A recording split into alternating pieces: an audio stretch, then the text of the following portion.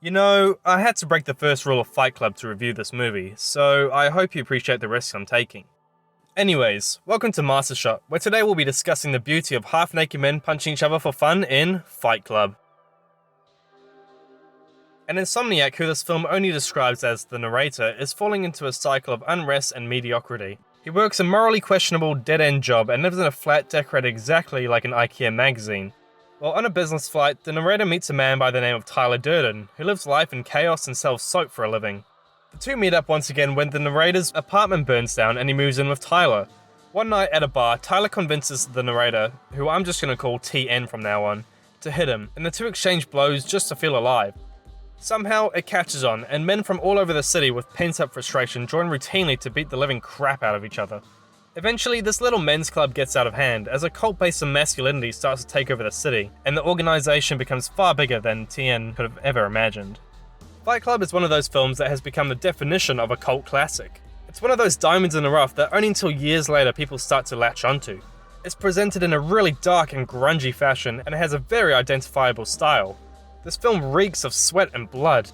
There's hardly any sunlight in this movie, and you end up feeling just as hopeless as the men inside of it.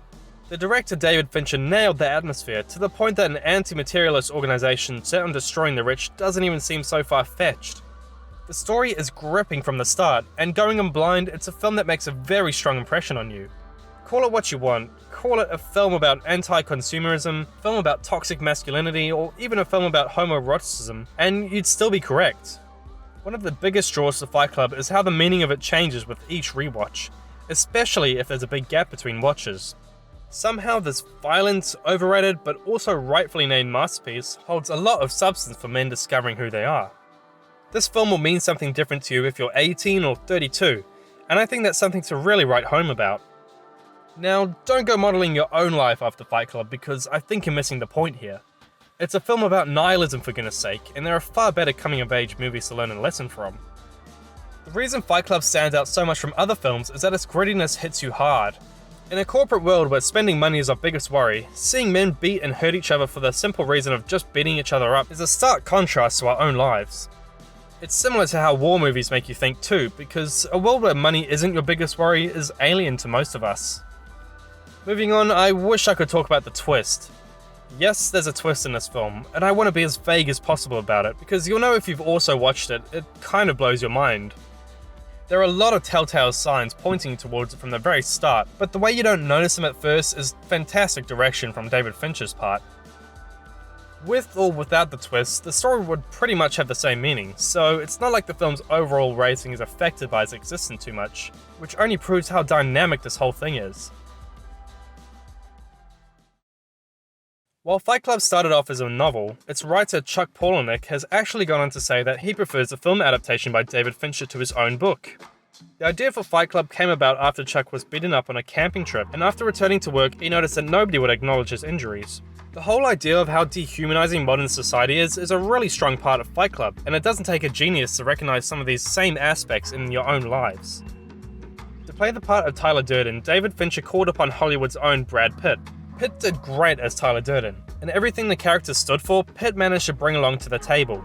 His attitude to life was gripping, and it's no surprise that Edward Norton's character, the narrator, could be so influenced by him. And damn you, it's people like Brad Pitt who keep making smoking look cool. While Tyler Durden stands on one side of the nihilistic spectrum, TN stands on the other.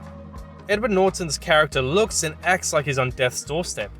Everything about his character feels hopeless, and by all means, he was the perfect man for this role. Helena Bonham Carter plays Marla Singer, and if you thought the narrator was bad, get a load of this woman. Marla Singer is essentially an addict to change. She, like the others in the film, is also a nihilist, and her approach at life is probably the bleakest of the lot. Fight Club does a terrific job at bringing these different but also alike characters together, and producing a film that is dark, yes, but at the same time, hopeful in some ways. It's hard to understand what I mean if you haven't watched it, but if you have, I think you'll agree with what I'm saying. Whilst describing his films, the director David Fincher once said that he thinks Fight Club is more than the sum of its parts, and I could not agree more with him. The lessons that you take out of the cinema are a lot more important than the ones that you watch in it. Fight Club is obnoxiously regarded as an amazing film. As much as I want to say otherwise, I can't find any reason to. Whether this type of film is to your taste or not is besides the point, when the direction, story, and cinematography are all so perfect that you'd seem stupid to insist otherwise. There could be something to say about how it's become such a big part of pop culture and society, but I'm not in the mood for writing a thesis right now. Fight Club is easy to digest, and pushes you to think in different ways that other films have a hard time doing. Right about here is the point that I give a film a rating, and I'm having a hard time bringing myself to say this, but Fight Club is a 5-star film. Its popularity hasn't done it any favours, and seeing all the other 5 stars given to a film about breaking societal norms is ironic to say the least.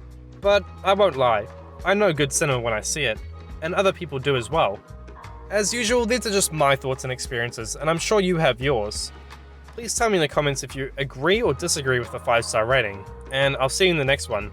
Remember, the first rule of Fight Club is, don't talk about Fight Club, unless it's a review. Guys, I'm having a little trouble trying to explain to people on the phone what I have seen.